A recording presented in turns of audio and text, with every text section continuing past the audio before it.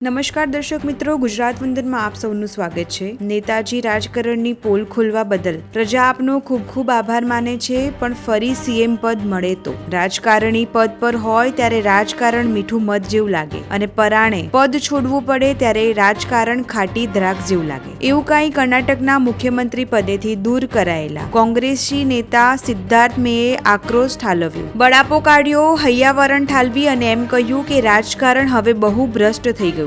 અગાઉ ચૂંટણી લડવા પ્રજા ઉમેદવારોને પોતે ધન એકત્ર કરી આપતી હતી, પણ હવે રાજકીય પાર્ટીઓમાં ચૂંટણી લડવા એટલે કે ટિકિટ લેવા માટે ઉમેદવારોએ સામેથી ધન આપવું પડે છે અને એ બધું જોઈને મારું મન ખાટું થઈ ગયું છે। હવે આગામી વિધાનસભા ચૂંટણી હું નહીં લડું અને રાજકારણમાંથી નિવૃત્તિ લઉં છું। નેતા સિદ્ધાર્થ મેની વય હાલમાં 79 છે। પાર્ટીમાં સરકારમાં અનેક પદ ભોગવ્યા અને કર્ણાટકમાં સત્તા મળતા તેમને સીએમ બનાવવામાં આવ્યા, પણ પોતે સીએમ બનવા થનગની રહેલા ડીકે શિવકુમારે એવી સોગટી મારી કે નેતા સિદ્ધાર્થ મેને મુખ્યમંત્રી પદની સુવાળી ગાદીનો ત્યાગ કરવો પડ્યો અને સિદ્ધાર્થ મેકો જાના પડ્યા। એનડીએ સરકારના શિક્ષણ મંત્રી ધર્મેન્દ્ર પ્રધાનનો જ દાખલો તાજો છે। નીટની પરીક્ષામાં પેપર લીક થયા છતાં પદ પર ફેવિકોલ લગાડીને ચીપકી રહ્યા, પણ કોકરોચ જનતા પાર્ટી અને રાહુલ ગાંધી સહિતના વિરોધ પક્ષો એવા પાછળ પડ્યા કે આખરે નારાજ થઈને રાજીનામું આપવું પડ્યું અને કર્ણાટકમાં પણ નેતા સિદ્ધાર્થ મેને આખરે કોંગ્રેસની નેતાગીરીએ કહી દીધું ઇસ્તીફા દે દો અને કોંગ્રેસમાં તો